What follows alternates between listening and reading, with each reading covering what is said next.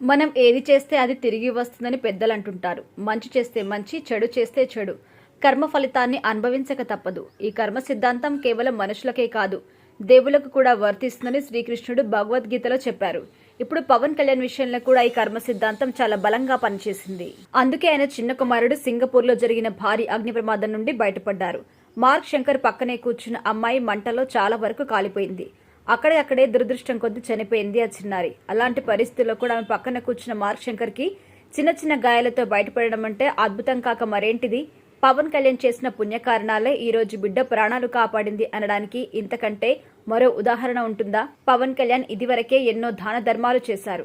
ఆంధ్రప్రదేశ్ కి ఉప ముఖ్యమంత్రి అయ్యాక కూడా ఆయన జేబులో నుండి వివిధ సందర్భాల్లో 10 కోట్ల రూపాయల వరకు సహాయం చేశారు.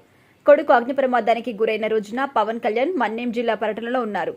ఆ రోజు కూడా ఆయన గ్రామం బాగు కోసం 5 లక్షల రూపాయలు విరాళం అందించాడు. గిరిజన సమాజానికి దేశవ్యాప్తంగా నేడు ప్రతిష్ట దక్కిందంటే అందుకు కారణం పవన్ కళ్యాణే. ఇలా ఒకటా రెండా ఎన్నో పుణ్య కార్యక్రమాలు చేశారు కాబట్టి ఆ దేవుడు ఆయన కుటుంబానికి ఎలాంటి ఆపద లేకుండా కాపాడాడు అని ఫ్యాన్స్ సోషల్ మీడియాలో అంటున్నారు. ఇక మరొక ఆసక్తికరమైన విషయం ఏంటంటే 2019 ఎన్నికల్లో ఘోరం ఓటమి తర్వాత పవన్ కళ్యాణ్ ఒక ఏడాది వరకు వైసీపీ పార్టీకి పాలన పరంగా సహకరిద్దాం, ఎలాంటి పోరాటాలు చేయమని చెప్పుకొచ్చారు. కానీ ఆ పార్టీ అధికారంలోకి వచ్చిన 6 నెలల్లోపే భవన నిర్మాణ కార్మికులకు ఉపాధి లేకుండా పోయింది. వాళ్లను ఆ సమయంలో పట్టించుకున్న వాళ్ళు లేరు. అలాంటి సమయంలో పవన్ కళ్యాణ్ వాళ్ళకి అండగా ఉన్నారు. వాళ్ళ తరపున వైజాగ్లో భారీ ర్యాలీ చేశారు. ఇప్పుడు ఇదే భావన నిర్మాణ కార్మికులు పవన్ కళ్యాణ్ కొడుకును కాపాడారు. వాళ్ళే కనుక ఆ రోజు చొరవ తీసుకుని పిల్లలందరినీ కాపాడి ఉండకపోయింటే ఎంతటి ఘోరం జరిగేదో మీరే ఊహించుకోవచ్చు.